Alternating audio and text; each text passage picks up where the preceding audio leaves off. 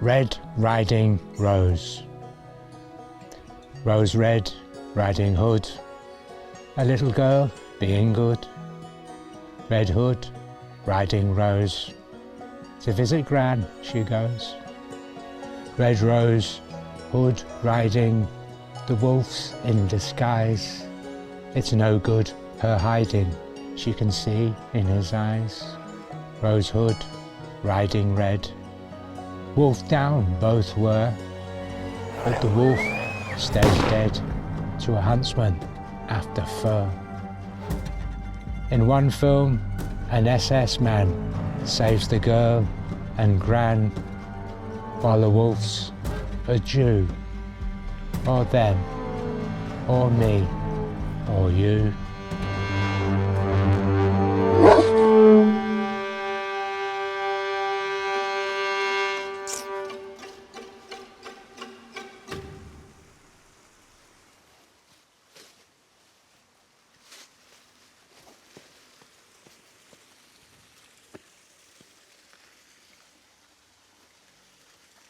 Looks like the trolls have had some pumpkin. They live under that bridge there. They're not often seen, but here's the evidence that they exist. The thing about bridges is, in folktales, they're traditionally liminal zones. They cross over water and roads. Because of that, the membrane between this and that and the other world is very, very thin. And traditionally, one of the beings that inhabit the underneath of bridges are trolls.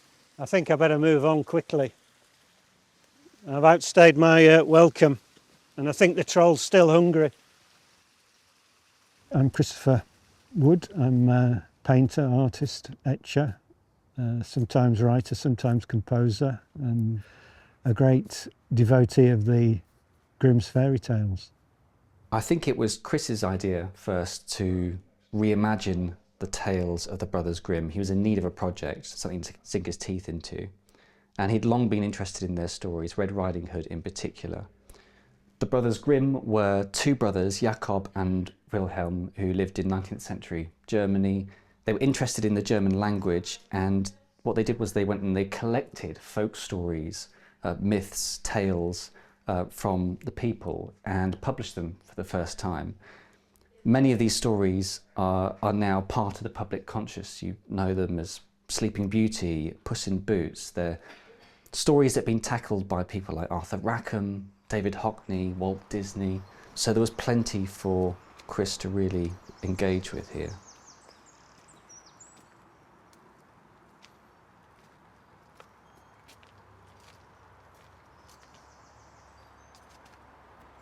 Used to do this when I was a kid.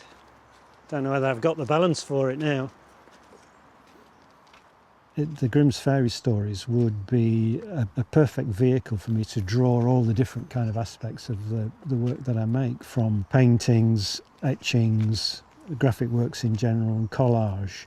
So that was one of the underlying reasons for entering into this very, very long project, to go a bit more thoroughly into the Grimm stories, to do more research and to become more familiar with the sort of occult nature of the stories. Yeah, it was been very interesting going into it so deeply, rather than the sort of superficial way in which the sort of Disneyisation of the tales has sort of infiltrated sort of common consciousness. But actually, when you get back to the original tales and see them in the context of their own time, they are very dark and profound, oddly ambivalent about the morals. Yeah. Which is the most extraordinary thing. Yeah. And most of them end fairly mysteriously, almost inconclusively.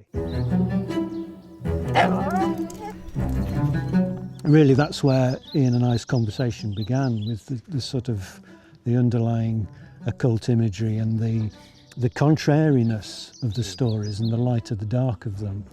My name's Ian Duhig, and I write poetry mainly. Very interested in all of the things that surround in the Grimm stories. It's been very inspirational working with Chris on this project. The idea of Red Riding Hood has interested me for quite a long time, but I've always associated it in my mind with something disturbing, you know. Long before I researched the material that we were looking at for this exhibition and found out that, for example, the SS made a version of Red Riding Hood in 1942, I think, where her red cloak has a swastika on it, and somehow the association between Red Riding Hood and who does the killing is blurred, you know. And it's a sort of rite of passage, isn't it? Yeah. Because she walks into the woods innocent, yeah, and comes out really having gone through the whole gamut of kind of emotions that adults go through, you know, from the enacted death and being swallowed by the wolf only to be resurrected by the woodcutter. That's it, a rebirth, another, you know, very specifically, it seems to me, yeah, with those associations. So Red Riding Hood's one of the key stories throughout the Grimms for me.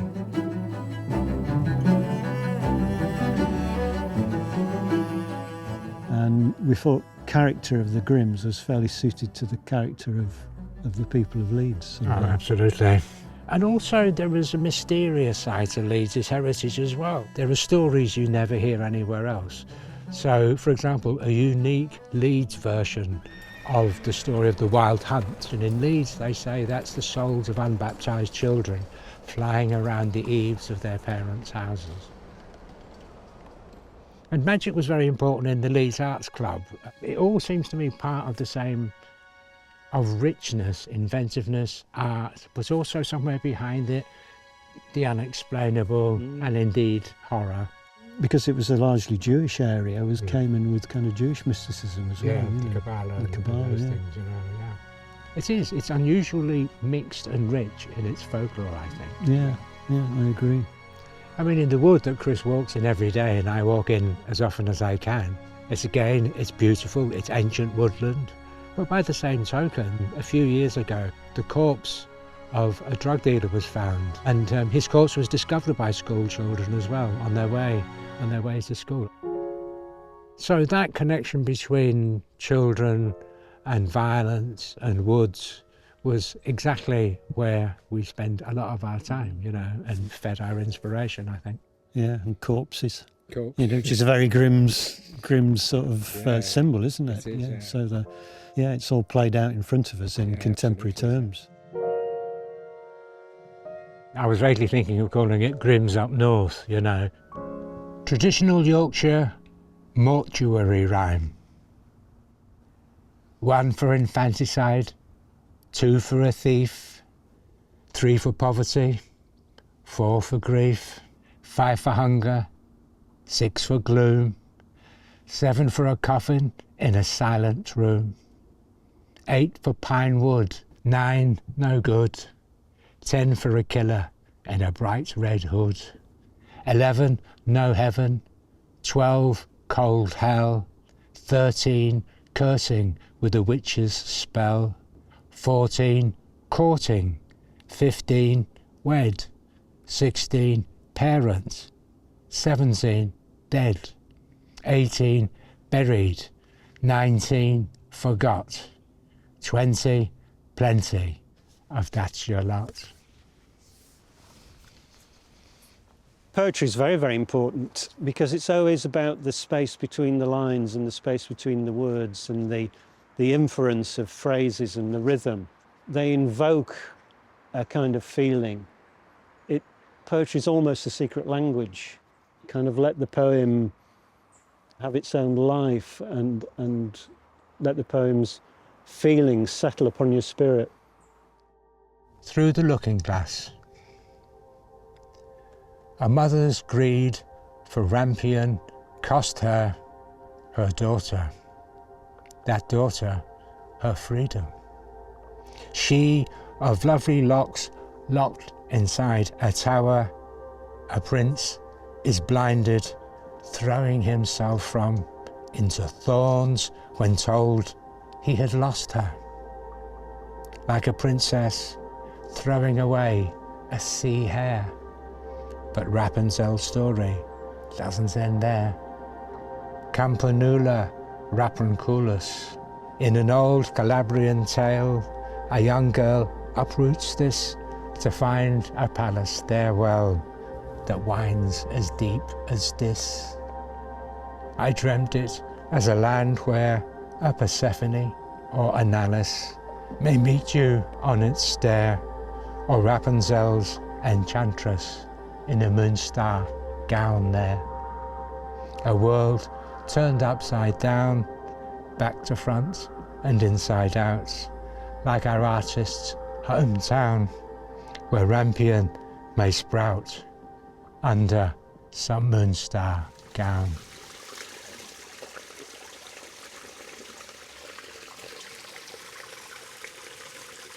Nothing seriously monstrous to report from underneath this bridge. On close inspection, it seems to be troll-free. Having said that, I'm not going to hang around too often. This is a relatively new bridge, but I still think it could harbour a few magical things.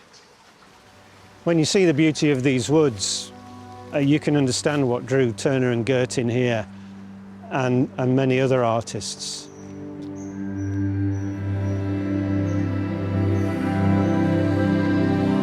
Yeah, it's a great resource to have 5 minutes from the studio.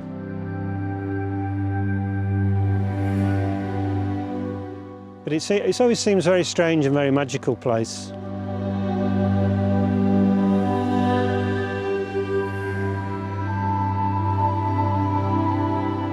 And I say, look at that dead tree there. I reckon that tree might come down in the winter storms this year, and when it comes down, its roots are going to turn everything up. They'll turn the little stream there. It might even crash down into the road. But there's such kind of violent potential there in nature. It's always wondrous down here. And such a cathedral. It's a beautiful canopy, and there are some seriously beautiful trees in this wood. Some incredible specimens. And they're kind of like people I know.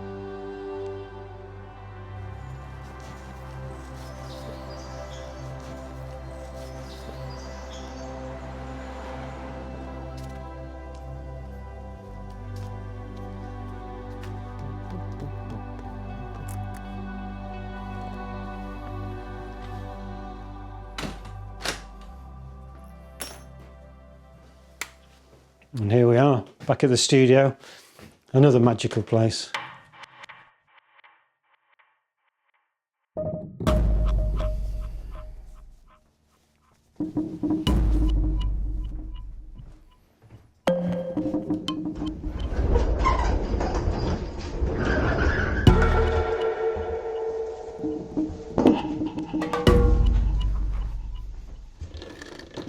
Right, at the moment I'm working on some small oil sketches, and the first thing with paint is the medium that you use. So the oil paint comes in its standard forms, but the medium with which you mix the paint is equally, if not more important. And over the years there are lots of different kinds of mediums which have been invented. And my medium is based on a Renaissance recipe, which was called liquid glass, and is a medium which you sort of mix and then paint into the canvas. So I've got a secret ingredient which I'm not going to tell you about, and then I've got safflower oil, and then I've got some pure terps, then I've got some cobalt dryers. Shake it together, and this will impart a slight sort of eggshell sheen to keep the vibrancy of the paint. And I want the paint to do the business of my eyes and my imagination for me. So I don't want to have the paint so descriptive that every leaf on every tree is seen. I want to give the impression of every leaf as it's seen on every tree. I'm talking about it in technical terms, but it's done very unconsciously, and it's done by eye as well. And painting for me is rather like sort of sculpting in clay. You start off with these kind of broad shapes, and then slowly they become more and more refined.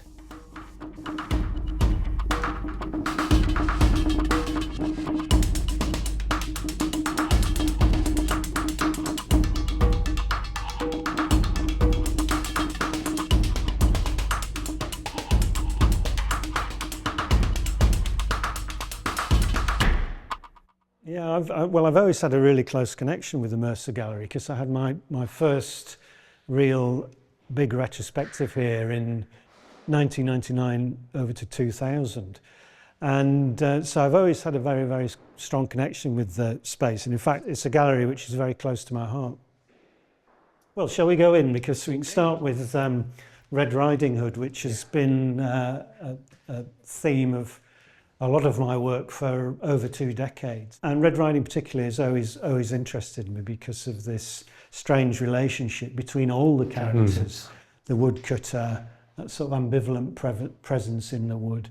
The wolf, who seems sort of, in a sense, innocent but preying to his own wolf-like nature. And Red Riding herself, who is enormously kind of, but stupidly courageous, going into the wood wearing a red cape so she could be seen by anybody who would be lingering there. So the wolf I often see as a kind of symbol of all those things that hide in the woods that we're all still afraid of, that come to haunt our imaginations. Well, if we go through, we could have a look at Sleeping Beauty, which is another of the sort of key stories. The original folktale is extremely dark, but he really has to explain the date raping, part of that tale. So it's far from the Disney version of it, One Day My Prince Will Come and all of that. It's a much sort of more explicit and darker tale in its original form. But again, it's interesting over the years how those forms have become more sort of digestible. But we've also got the Seven Ravens and Puss in Boots. And the Seven Ravens particularly is perhaps a well-known story. The 7 brothers are turned into ravens by the evil conjurer.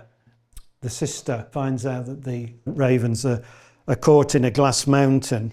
So the stars then tell her that she can open the door using a little finger, as long as it's been chopped from her hand. So you've got this, again, macabre self-sacrifice in which this girl cuts a little finger off, which then puts into the door of the glass mountain and frees the 7 ravens, her brothers. It's interesting to look at the surrealist dimension here in an exhibition where there are more straightforwardly surrealist works to draw that out of it, Yeah.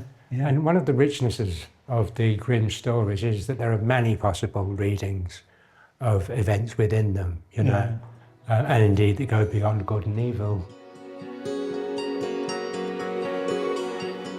Seeing the work and seeing all these sort of different aspects of what I do all drawn together under the theme of the Grimms is really kind of fulfilling. It's all to come together extremely well, better than I could have hoped for. And there's a wonderful catalogue and beautiful poems by Ian here that have all come to sort of frame what I feel about the Grimm's fairy stories and how contemporary they still remain after nearly 200 years or more.